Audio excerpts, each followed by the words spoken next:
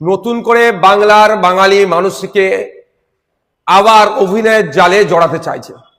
2021 নির্বাচনের সময় মাননীয়া পায়ে প্লাস্টার করে ভোটের বৈতরণী পার করলেন, বাঙালির আবেগকে কাজে লাগানোর চেষ্টা করেছিলেন, কাজেও লাগিয়েছিলেন।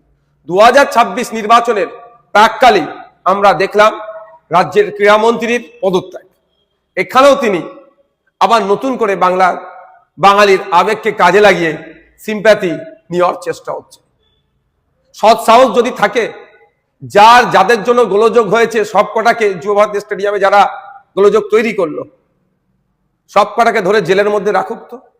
যখন দেখছে বাঙালি মননে এই ধরনের চরম ক্ষোভের বহিঃপ্রকাশ ঘটছে, চরম ক্ষোভ হয়েছে, সেই সময় আমরা কি দেখছি যে নাটক করে পদত্যাগ করানো হলো এবং পদত্যাগ পত্রকে গ্রহণও করে নেওয়া হলো।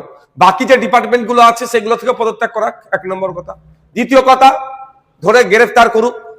3 নম্বর কথা হচ্ছে, যেটা বড় কথা, আর 2-2.5 মাস বাকি নির্বাচনের, কি 3 মাস বাকি নির্বাচনের নোটিফিকেশন আসতে।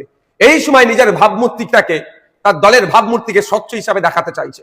26,000 চাকরি বাতিল হয়েছে যে চোরগুলো চুরি করার জন্য, তাদের বিরুদ্ধে ব্যবস্থা নিয়েছে। উল্টে তাদেরকে বাঁচানোর জন্য হাইকোর্ট থেকে সুপ্রিম কোর্ট বারবার ছুটে গিয়েছে। যেভাবে ফেক ST/SC সার্টিফিকেটের রমরমা, প্রকৃত ST/SCরা চাকরি পাচ্ছে না, সংরক্ষণটা পাচ্ছে না, যারা ফেক ST/SC সার্টিফিকেট ইস্যু করছে তাদের বিরুদ্ধে ব্যবস্থা গ্রহণ করেছে।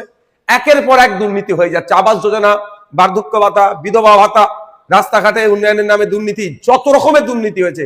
কার বিরুদ্ধে ব্যবস্থা গ্রহণ করেছে? বরঞ্চ আড়াল করার চেষ্টা করেছে। আমরা ভুলে যাচ্ছি না আর জি করের তিলোত্তমার ঘটনাটা, এত বড় ঘটনা ঘটে গেল, কি ব্যবস্থা গ্রহণ করেছে? উল্টে আরো বাঁচানোর চেষ্টা করেছে, আমরা সব জানি। আর নতুন করে এই ক্রীড়ামন্ত্রীর ইস্তফাপত্র দিয়ে বাংলার মানুষকে, বাঙালির আবেগকে নিজের কাছে কাজে লাগানোর চেষ্টা যে চালাচ্ছেন মমতা ব্যানার্জি মহাশয়, এটা কার্যকারী হবে না। 2026 আসছে, রাজ্য সরকারকে বাংলার মানুষ উপযুক্ত উত্তর দেবে।